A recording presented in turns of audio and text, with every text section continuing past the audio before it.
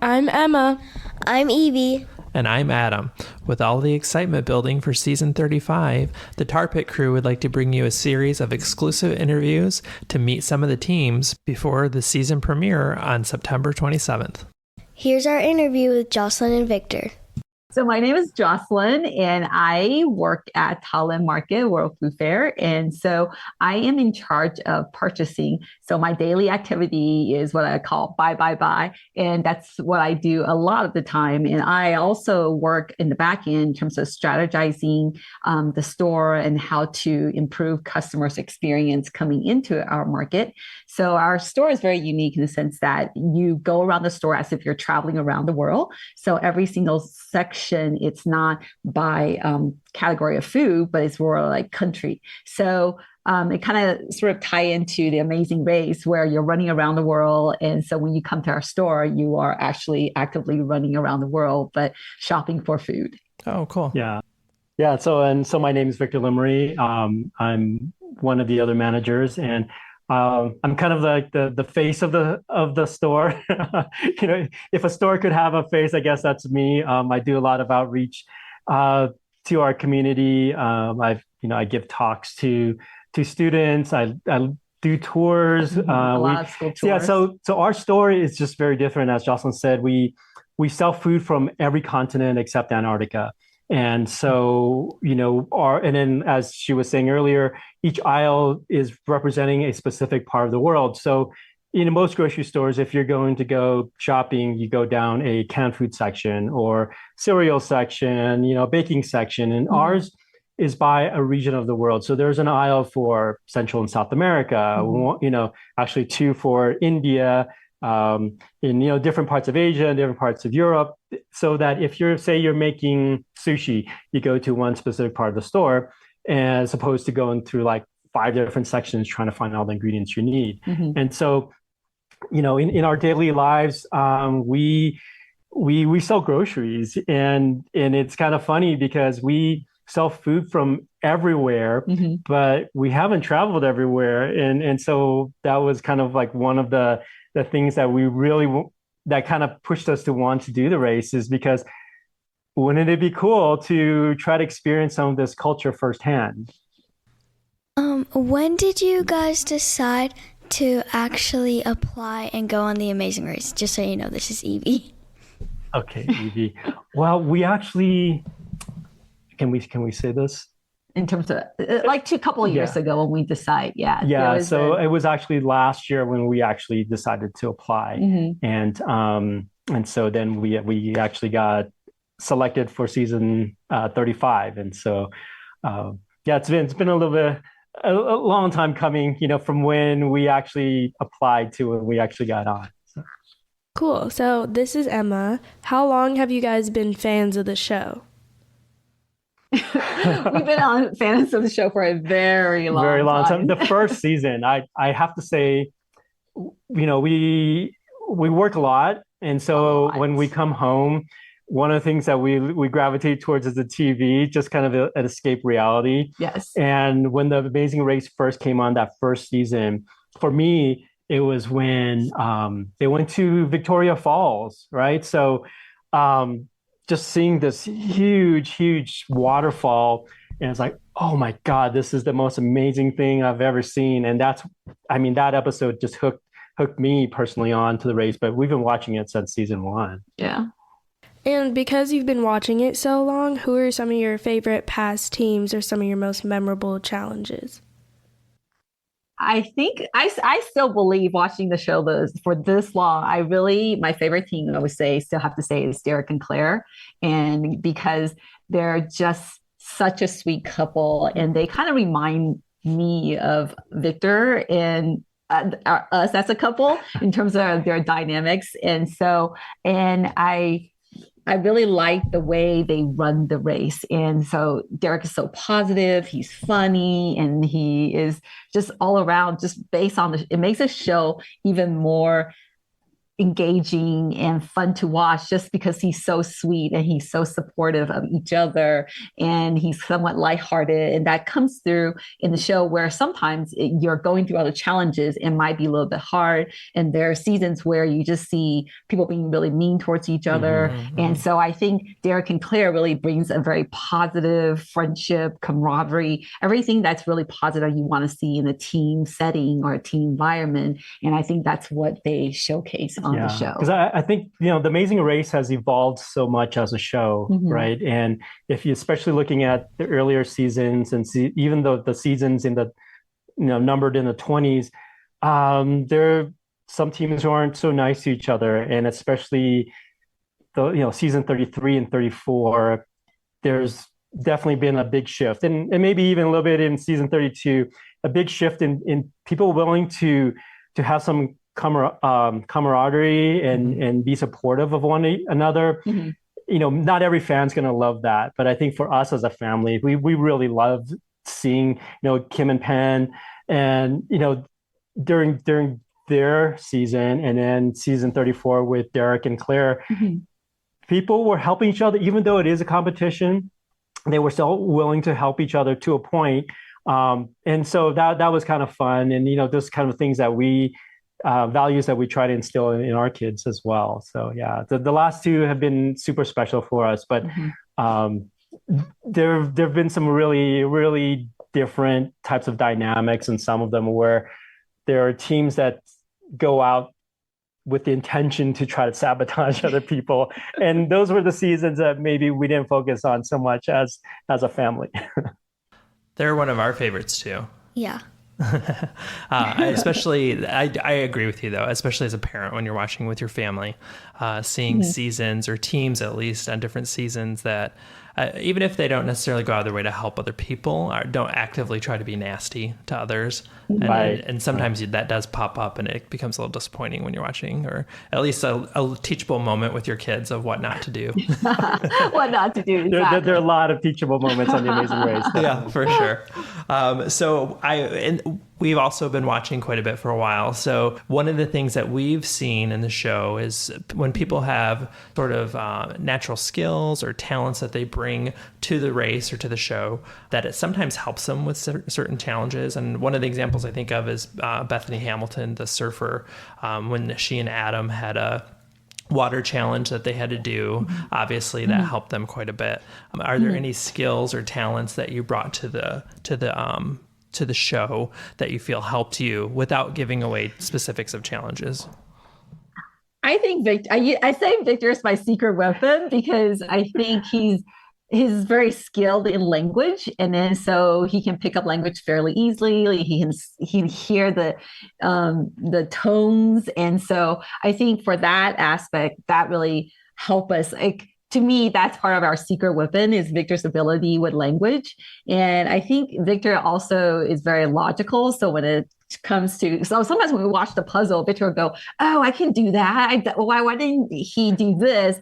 And then, so part of our practice is he actually did we have an app where you can do the little. Oh, it's like there's always, like every few seasons, there's always that little slide, that puzzle where you slide the pieces around, right? Oh, right. And then I think there was most recently the one, I think they were at TMZ team at Petra, and then there was one where they were on the beach at Rio de Janeiro, and they're sliding the pieces around, and then some of those teams were there for hours, and we were just like, oh my God, this is killing me. I wish I could do it myself. And so we just love things. But I think one of the things that Jocelyn says, I just love languages. I wish I could speak like 30, 40 languages, but just kind of in my daily life, I'm put in situations where I have to communicate with people that don't necessarily speak English. And sometimes it's a language that I know, sometimes it's one that I don't. And I try my best not to whip out my phone and try to do a translate if I can, because for me, like I always want to learn about other cultures, and learning about other cultures through food is like my passion. But then trying to learn where people are coming from by just reaching out and trying to speak some of the same words, or the language that they're speaking, I think goes a long way in helping people kind of understand each other. We're not to the point yet where it's like Star Trek, where you have a universal translator on your chest that can translate in real time. I'm not right? sure if people get that reference. Well, but... I'm a nerd. I'm sorry, I have to bring that up. But we're not to that point yet. So even if you're using a translator, it kind of breaks down that whole communication. So if you can try to meet or at least reach out to people, where they are, it helps so much. And people are just so much nicer to you, whether you're traveling or whatever, if you just make an effort to try to reach out to them rather than try to make them adapt to you. Yes. What kind of things did you do to prepare for the show? Please tell me that you learned how to drive a stick shift. Yes, absolutely. That was like the first thing when we found out that we had to do, because we both learned how to drive stick shift 20 years, 30 years ago. More than 30 years ago when we first were learning to drive. But, but it's a skill that you just have to brush up on. And so practice. We rented a manual transmission car it was hard. a few I days. think, yeah, Victor definitely picked it up really quickly, and I'm out there going in circles, dying. And so it was a lot of constantly restarting. And so it was tough. Yeah. So like your advice on that kind of preview episode to learn how to drive a stick shift. It is number one, right? Because you always see, especially in Europe, when people go to Europe, like all of a sudden people don't know how to drive a stick shift, and then it creates all sorts of problems for us. We didn't want to be in that situation. Yeah, because we're actually planning before COVID. We're actually thinking about going to Europe, and then so one of the things we're trying to look up is to rent a car, and it's crazy, but it's easier to rent a manual transmission car than it's automatic. So again, being on the race kind of helped force us to learn how to drive a stick shift as a result. Yeah, every season when we watch, we're like, oh, why didn't you? Every season there's a team. I'm like, why didn't you do this? That or learning how to do a map or read a map. And people lie, right? This is, I know how to drive one, but you don't. You don't, and unless you drive it, like a 1 hour session on. It's not enough. It's not 1 hour session. Like, not enough. I seriously, I went and rented a manual transmission car for like a week, just to make sure I got all the little nuances down, because it's been a while, right? Yeah. And so you just want to make sure that you're prepared for that. I think going backwards is the hardest thing. Reversing. Yeah, it was really, really tough. And so there were a lot of getting stuck in the middle of the road, like panic moments. Oh my gosh, that's too funny. How has it been adjusting back to civilian life too since the race? When you are chosen to be a team on the race, are you even able to tell people that you're doing this? No, it's very secretive. It's so secretive that close friends and family thought that we were on a spy mission while we were doing this, because we couldn't tell them. And it's like, well, you can't take your phone. You don't have any outside contact. And so they thought, what are you guys doing? Are you going to some secret, spy mission? Well, I told them that country? We're going on a safari where in Africa, there's no cell phones. So, and then so they thought, wow, that's so nice. I said, I'll be hanging out with elephants and zebras. So no cell phone. That's too funny. But it is hard to adjust, because you're doing this thing, which is absolutely surreal. It is not normal life at all, not one bit, right? And you're doing it.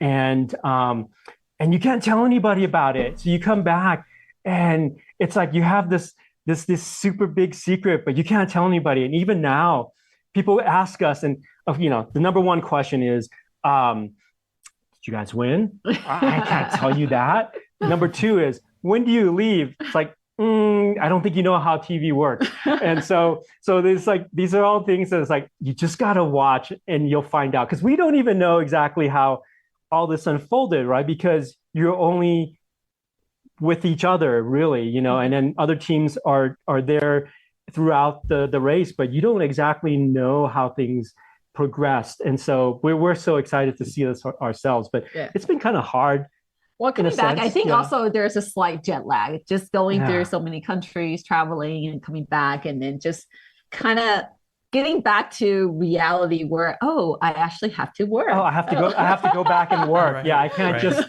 take the rest of my life off. I know. Right? I mean, like today, I can't wake up and do a challenge and go hang out with people and run around. Yeah, So I I can think that was imagine. the disappointing factor where you come back to reality and then you actually have to go to work and then waking up and Yeah. drinking coffee and driving around normally. And so it's a different experience when you're on the race and you're coming back home. So yeah, there's definitely slight adjustments of Well, and then one thing about being on the race is like the adrenaline is running through your veins the whole time. Even when after you're done with the pit stop, you're still thinking about stuff and trying to prepare for what's coming up next. That's hard. And that's not something that most people do on a daily basis. Yeah. No, it's not normal life to be on adrenaline for a month and a half or a month. No, for sure. I can imagine that'd be really difficult. Since you guys couldn't really tell us a lot of details about the season, will you guys be willing to come back after your last episode airs to talk more about season 35? Oh, sure. Absolutely. It's, I think that's where we think the fun is going to be, talking about things when the episodes air, because so many people are asking us a million questions. Like, I can't say anything. You just have to watch. Please tune in September 27th and watch, because I would love to talk to you about it, but I can't. No, that's great. It's great to get to meet the teams though beforehand and just hear a little bit about them besides the little spotlight promo that goes on TV. So it's nice. Well, I want to thank you for your time, and we look forward to cheering you on the 27th. Thank you. Thank you. And congratulations on your podcast. I mean, we're looking forward to listening to this with our kids. So Nice. Congratulations. Thank you. Thank you. Thank you. Thank you. Bye. Bye. Bye. Bye.